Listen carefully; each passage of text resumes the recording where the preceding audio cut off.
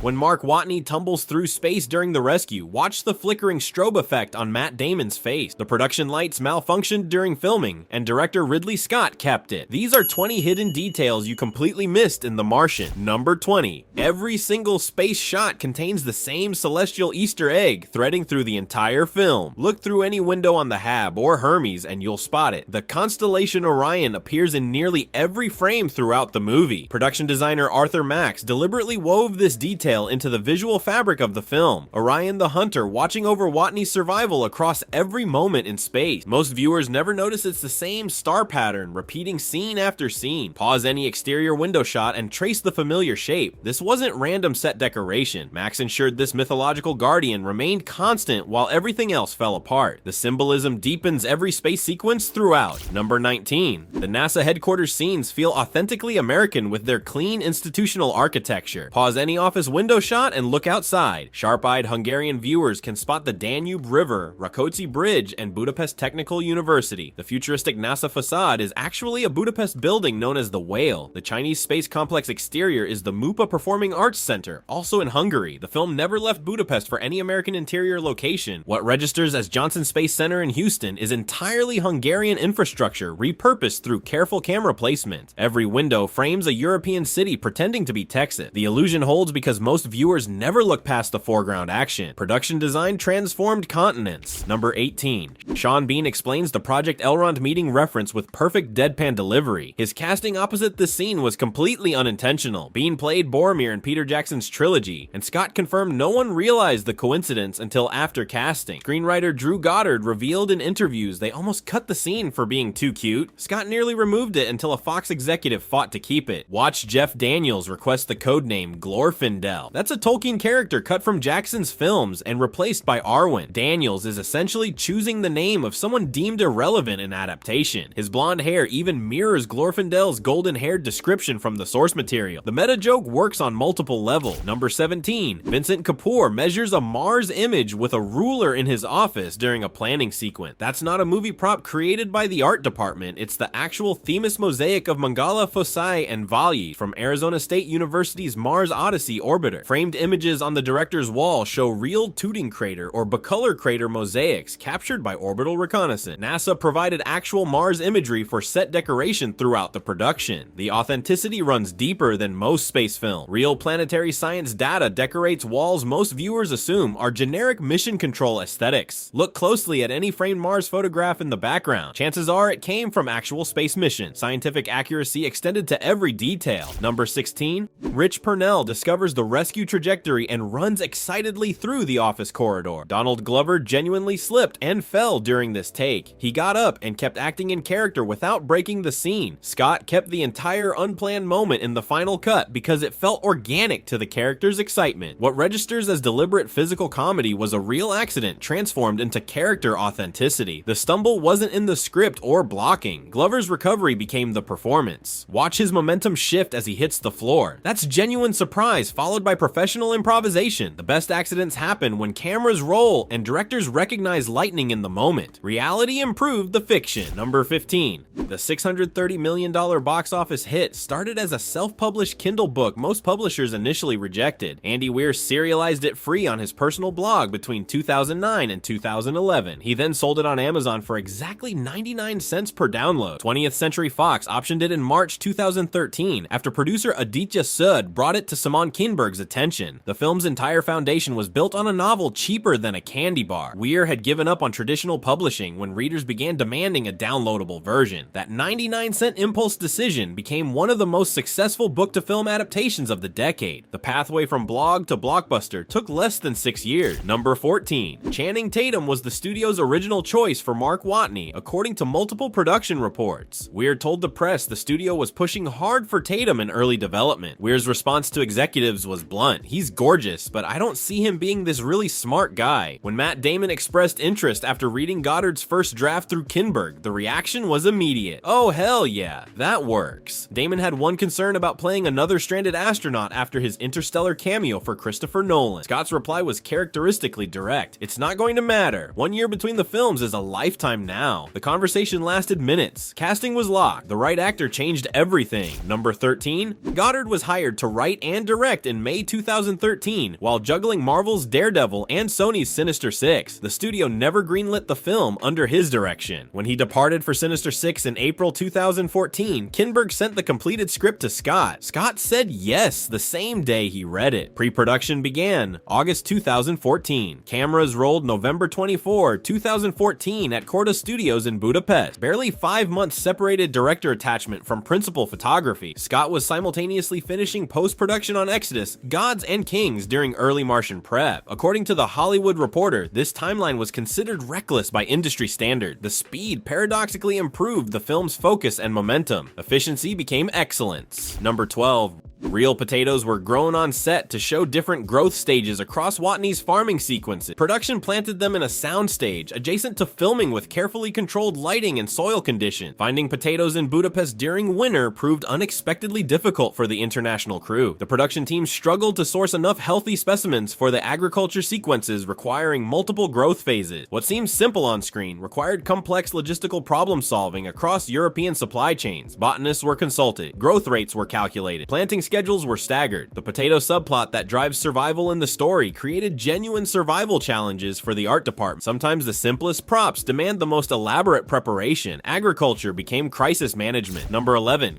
Korda Studios houses one of the world's largest sound stages, taller than a 6-story building and larger than a football field. The massive structure is over 20 feet higher than Pinewood's famous 007 stage. Approximately 1,200 metric tons of custom-colored sand were trucked into this space over 3 weeks to create the Martian surface. The Martian landscape was built entirely from imported material color-matched to NASA rover photographs. Every exterior Mars shot filmed inside Budapest required this massive foundation as the base layer. The sand alone cost hundreds of thousands of dollars before a single camera rolled. Arthur Max's design team mixed pigments to match the specific red, orange, brown tones of Acidalia planitia. The result fooled even NASA consultants. Number 10.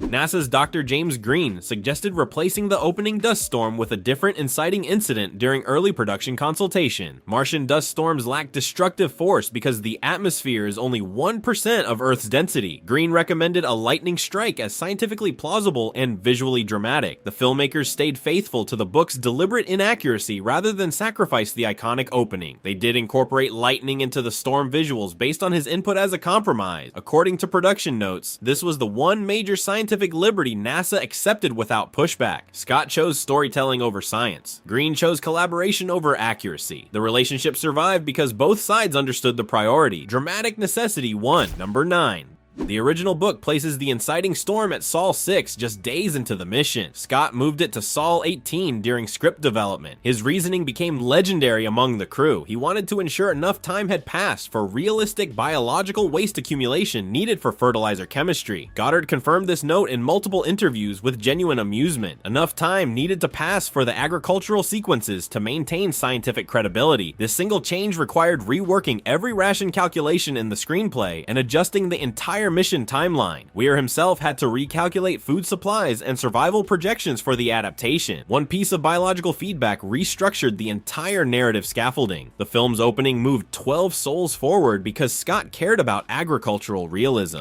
Number 8.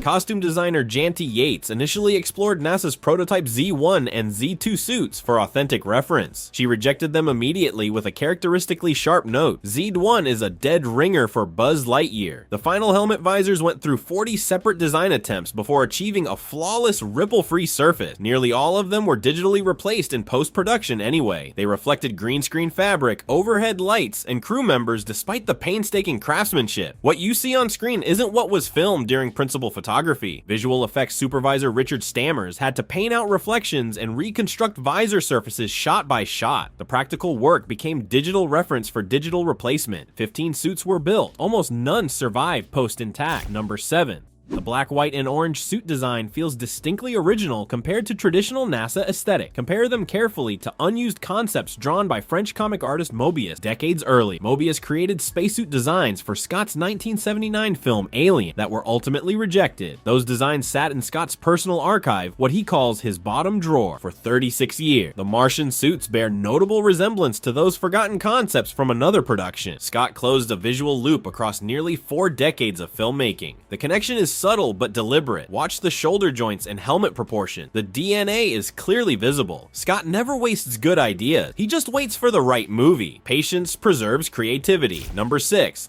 In Weir's novel, Dr. Beck performs the spacewalk to retrieve Watney during the climactic rescue. Sebastian Stan's character is the EVA specialist trained for exactly this operation. Scott gave this climactic moment to Commander Lewis instead during screenplay development. Jessica Chastain's character completes her guilt arc about abandoning Watney on the surface. According to Goddard, this change reflected Scott's long-standing interest in female heroism across his filmography from Alien to Thelma and Louise. The novel's ending literally belongs to a different character. Stan's role was reduced. Chastain's was elevated. The structural change ripples backward through the entire narrative, reframing Lewis's leadership and emotional journey. Beck becomes support. Lewis becomes savior. Gender dynamics shifted the finale. Number 5.